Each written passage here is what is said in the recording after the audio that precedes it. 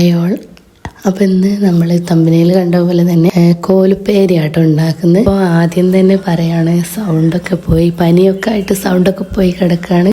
അപ്പോൾ ഉള്ള സൗണ്ടിൽ സംസാരിക്കാൻ പറ്റൂ. വീഡിയോ ഒക്കെ വോയിസ് കൊടുക്കൽ എന്തായാലും നിർബന്ധമായത് കൊണ്ട് ഉള്ള വോയിസിൽ പറയാമെന്ന് വിചാരിച്ചു. അപ്പോൾ കേൾക്കുന്നവർക്ക് ഇറിറ്റേഷൻ ആയിരിക്കും ഉണ്ടാവുക ഈ വോയിസിൽ. സോറി, വേറെ നിവർത്തില്ലാത്തത് കൊണ്ട് പിന്നെ വോയിസ് കൊടുക്കുകയാണ് കേട്ടോ.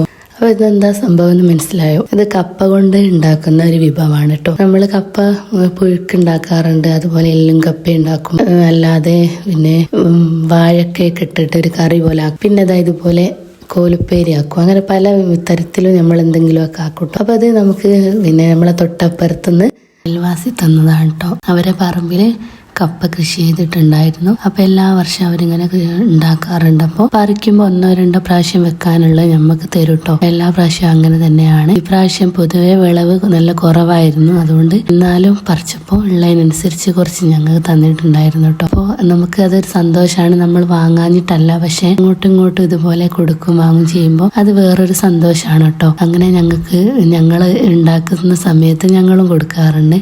ഞങ്ങളുടെ നാട്ടിലൊക്കെ അങ്ങനെയാണ് കേട്ടോ. നമ്മൾ എന്തെങ്കിലും സാധനമൊക്കെ ചക്കരയോ വിളവോ എന്തുണ്ടാക്കിയാലും അങ്ങോട്ടും ഇങ്ങോട്ടൊക്കെ ഷെയർ ചെയ്യും കേട്ടോ. ഞങ്ങൾ ഇങ്ങനെ ഒരു ഇതാണ്, ഒരു കപ്പളങ്ങയോ എന്തെങ്കിലുമൊക്കെ ഉണ്ടാവില്ല നമ്മൾ പറിക്കാൻ, അതൊക്കെ അങ്ങോട്ടും ഇങ്ങോട്ടും ഷെയർ ചെയ്യും. അങ്ങനെയൊക്കെയാണ്. അപ്പൊ ഇതിങ്ങനെ ഞാൻ ഈ കപ്പയൊക്കെ റെഡിയാക്കി കൊണ്ടിരിക്കുമ്പോൾ ഞാൻ വേറെ കുറച്ച് സംഭവം കാണിച്ചു തരാം കേട്ടോ. ഇത് ഈ വർഷം തന്നെ ഞാൻ നട്ട കപ്പയായിരുന്നു കേട്ടോ പറമ്പിൽ. ഇത് നമ്മളിവിടെ വേറൊരാള് അവരെ പറമ്പിൽ നട്ടോളാൻ പറഞ്ഞതായിരുന്നു കേട്ടോ. ഈ വർഷം കഴിഞ്ഞ വർഷം നട്ടിട്ടുണ്ടായിരുന്നു. കഴിഞ്ഞ വർഷം വലിയ കുഴപ്പമില്ലാതെ കിട്ടിയിരുന്നു.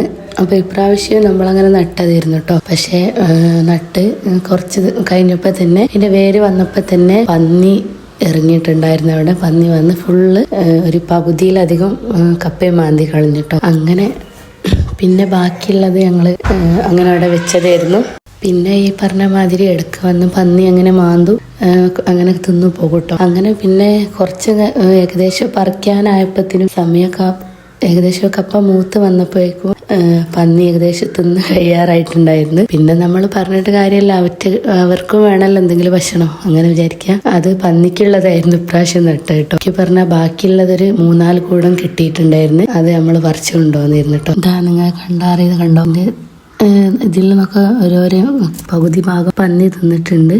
അങ്ങനെ അതാ പറഞ്ഞുകൊണ്ടിരുന്നപ്പോഴേക്കും ഏകദേശം ഞാൻ കപ്പ വെട്ടി കഴിയാനായിട്ടുണ്ട്. അപ്പൊ ഇതെങ്ങനാ ഈ ഉപ്പേരി വെക്കാന്ന് വെച്ചാൽ, പിന്നെ ഇങ്ങനെ കുറച്ച് ക്രോസ് ആയിട്ട് ഒരു കപ്പ 2-3 വെട്ടിയിട്ട് കുറച്ചൊരു നീളത്തിൽ വെട്ടിയിട്ട് ഇതുപോലെ ചെറുതാക്കി കനം കുറഞ്ഞിട്ട് നീളത്തിൽ ഇങ്ങനെ അരിഞ്ഞെടുക്കുക കേട്ടോ വേണ്ടത്. അതിന്റെ നടുവിലുള്ള ആ വേരില്ലേ അത് കളയണേ. അത് കളഞ്ഞിട്ട് ഇതുപോലെ ഇങ്ങനെ ചെറുതാക്കിയിട്ട് ഇങ്ങനെ കട്ട് ചെയ്ത് എടുക്കുകയാണ് വേണ്ടത്.